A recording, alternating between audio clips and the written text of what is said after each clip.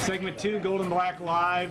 I don't want to disparage our previous guests because they're fine guests and happen to be working with me, Brian and Stacy, but this man needs no introduction. President Mitch Daniels. And President Daniels, thank you for taking the time to come. And this is a great, you never asked. I know, but this is a great location, really. I mean, this is kind of personifies and epitomizes Purdue University in some ways. Just a nice place to, not showy, but a great place to eat and a lot of fun to visit. Well, I wouldn't have come here just to talk to you. I came for the burger, and you're the bonus. Well, good. At least I'm the bonus. I'm glad to hear that. Well, the president's been on a couple times with us, and we've enjoyed that. I had him on last year as well, and there's a wide array of topics that we can hit and do. We'll start, you've talked about college athletics, and every president it's part of a Power 5 conference has to be looking at the big picture of college athletics, and you've always talked about return on investment for students. What's your philosophy on what the big-time college athletic experience is supposed to be for students? I mean, for the rank-and-file student body?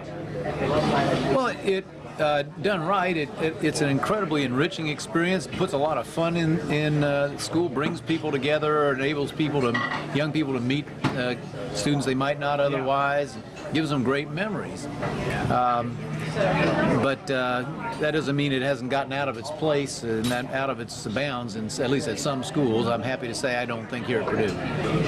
Nobody is more fiscally responsible than you are, and yet you talk about how the big picture of some places in college athletics have gotten out of control. How do you keep it? How do you see this 5 or 10 years where there's still money coming in, not necessarily by the truckload, but there's a fair amount of money that's in television contracts? What do you do from a philosophical standpoint to keep this in perspective? Well, first, it is a truckload, and there's more trucks coming.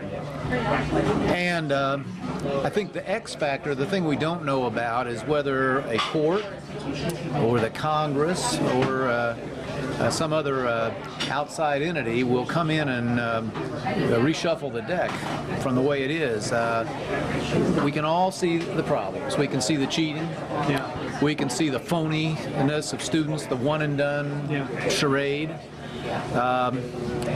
And we can see the misplaced priorities at a lot of places, but I don't know how, unless there's a rule change imposed probably from outside the system, I suspect it'll look a lot like today, only more so.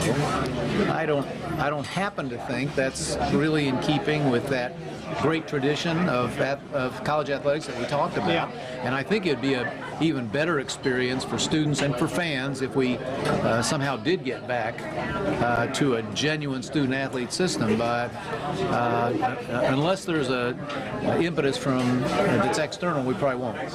You look at how around the country, which has been interesting, and there's other reasons for this, student ticket sales, not just at Purdue, but at the Alabamas of the world, showing some level of decay or decline. Whether it's long-term, we don't know. Why do you think that is? And is that the function of we've got these things in our hands that we can look at and do 100 different things at one time with? Or what do you think? Sure, I think that's part of it. Spectator sports of all kinds, not just college football or college sports, are beginning to struggle. NASCAR's way down. We thought they had it all figured out. No, I mean, you got to have a really great product to compete with a big screen, high def, comfort of your home alternative. And so college athletics are not at all unique in that.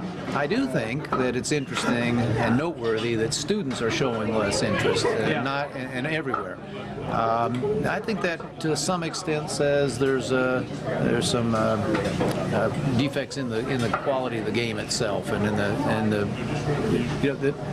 athletics has become so divorced from the rest. I'm sad to say, of the rest of student life, and maybe that's a part of it. When you come to go to Ross-Ade Stadium, and obviously there have been you were a fan or been around seeing Purdue sports in your earlier days, in the days of Leroy Keys and Bob Greasy, and all throughout your time as governor of the state of Indiana as well. A lot of empty seats now, and you got to try to change that. Is it as simple as just winning, or what's the big factor that you can see that can really increase that experience by having more people in Ross-Ade?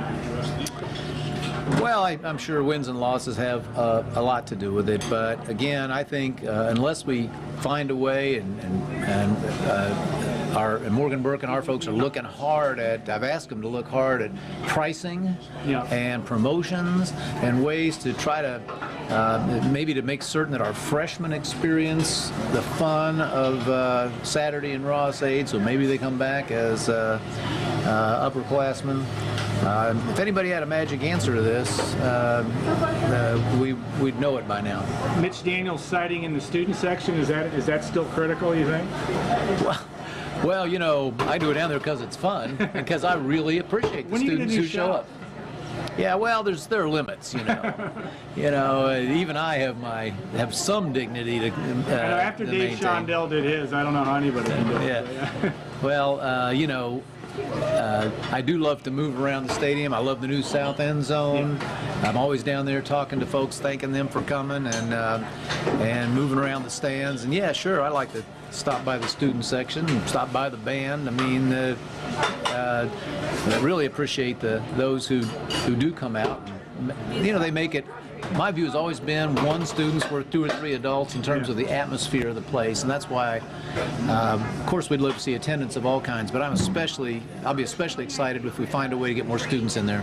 There's been so much talk about the Power Five, the future of the NCAA. Obviously, the role of the presidents is at the linchpin, or the most important part of at least the governance side of this. Where is the NCAA 10, 15 years from now? Is that still difficult to say in terms of how this all shakes out? Difficult for me to say. I do not have a clue. I thought maybe after a couple years I'd have a grip or a better understanding of this whole situation. I must say it baffles me in many ways. I don't know where it's going, and I don't like where it is. Yeah. And while I disagree with the theory, for instance, of some of these lawsuits and pay for play and all of that, I have to confess there are moments where I think, well, if it took a body blow like that to get us to step back and possibly restore some of the integrity and the genuineness of student athleticism, that it might be a net plus. And you look at that, and there are a lot of other issues that come into that in terms of trying to make this, you've talked a lot about that college experience for everybody, but it's also the student athlete that plays into a big part of that, and they have to be able to have that positive experience as students as well. And they do at Purdue as well as you can and still compete at this level. But I am so impressed with our student athletes, the incredible amount of discipline they have, the demands that one sport make on. We talk about Leroy Keys and Bob Greasy. In their era, it was not uncommon to see 2 and even 3 sport athletes. That's long gone, of course. And I've told a lot of our athletes, while I admire them, I also feel badly in a way that they have to live a life apart. Yeah. In order to keep up their academics, which we insist on, and to do everything that they're asked to do by one sport. And I know they wouldn't trade it. I know they love what they do, and I love them for it. But still, it's too bad that their college years come and go, and there's so many things that they can't take part in, and there's so many great other students that they really won't get much chance to meet. And this is almost a question, it's maybe an easy answer, but you're highly educated, and is it harder, a lot, would you say a lot harder now for student athletes and even for students in general in terms of expectations than it was when you or I potentially were in school? I think it has to be. And again, many of these young people have been locked into that one sport, not just when they got to Purdue, but for years before that. They've given up a lot to do it. And again, when you talk to them, it's clear they think it's all worth it. and it's their choice to make, of course.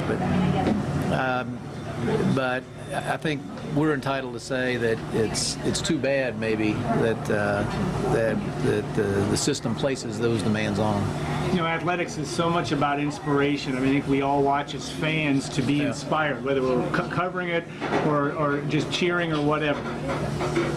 You've been a sports fan for your whole life. Right. Who are the growing up who inspired you? And now what? And I mean, maybe it's not fair to have you single out Purdue athletes, but give me a couple examples of student athletes that have inspired you, even in your current job.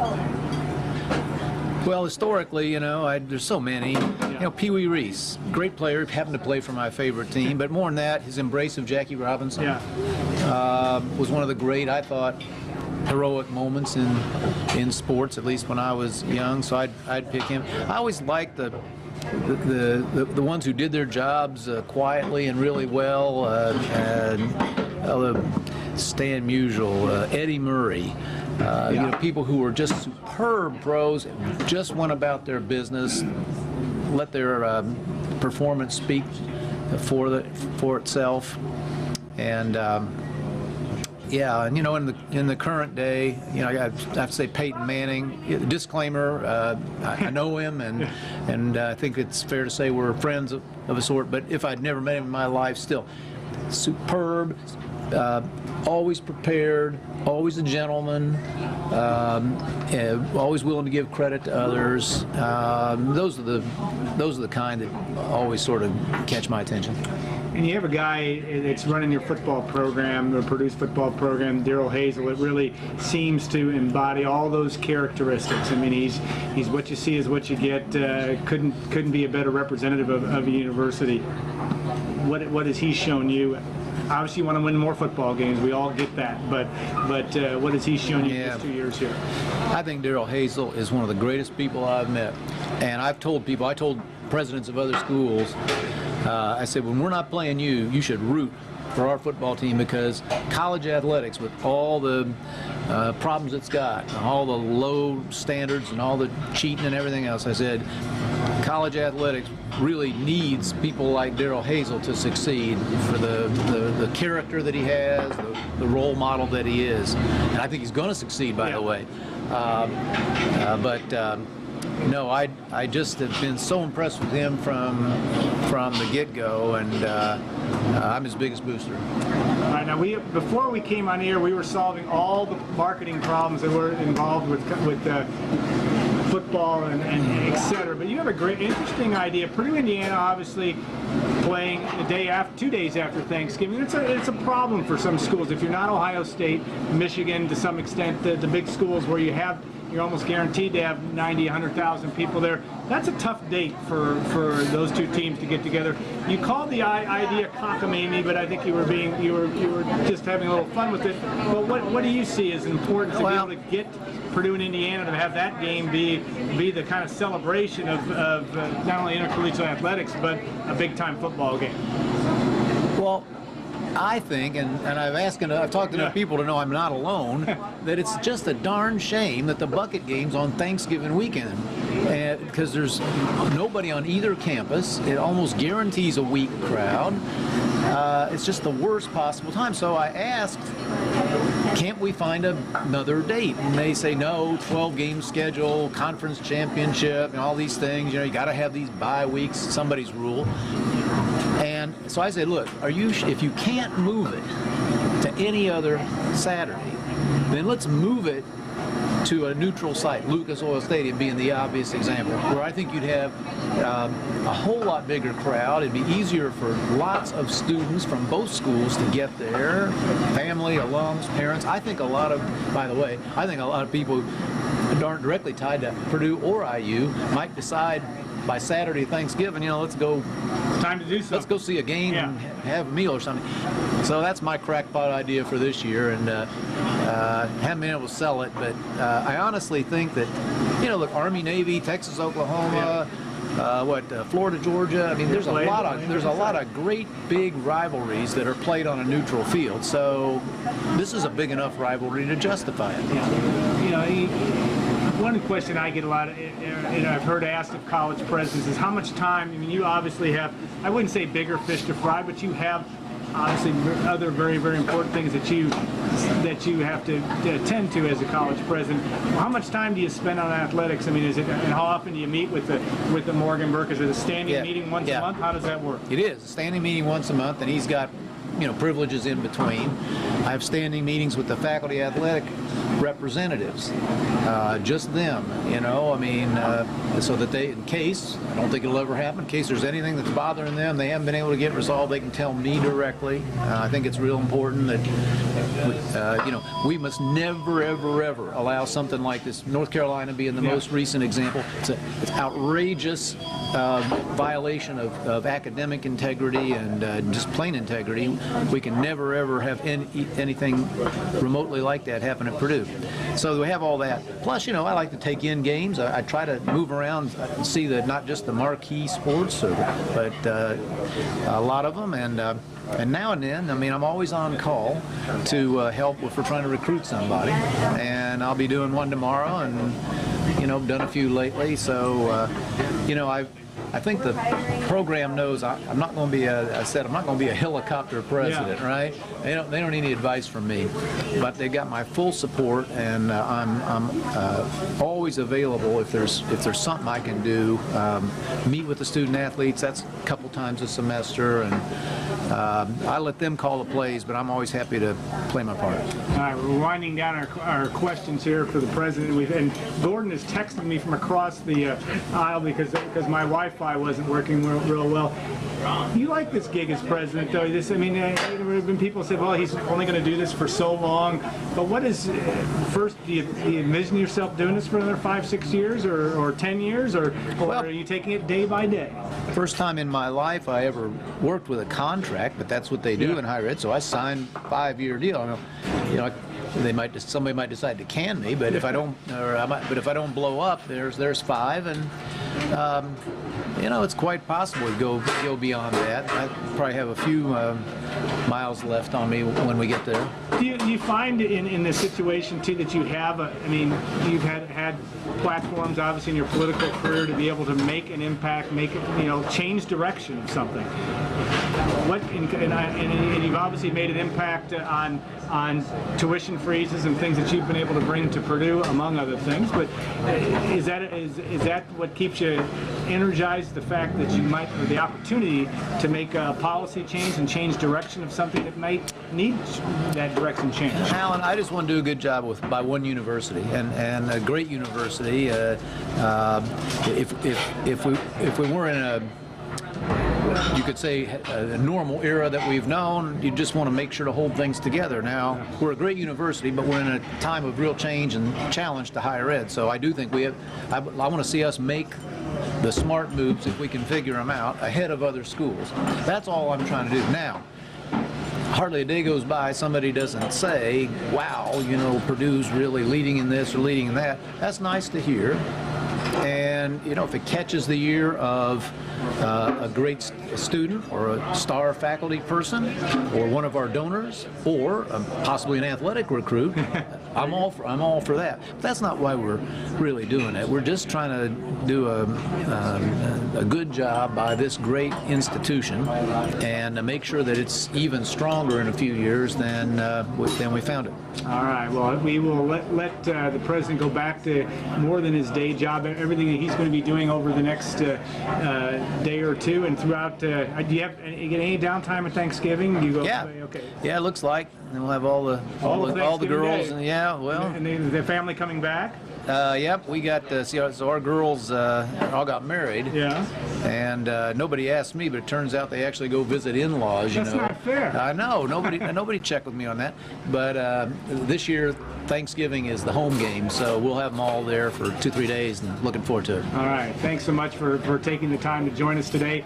We will come back and talk about, actually, the president's one of his favorite topics, Purdue Pete. But we'll have Greg Ersman and John Langenkamp join us, a real live Purdue Pete. It's a celebration here this weekend at XXX, and the anniversary for the Purdue Petes as well. So, President, thanks so much for joining. Always fun. Thank you. We will be back in 2 minutes on Gold and Black Live.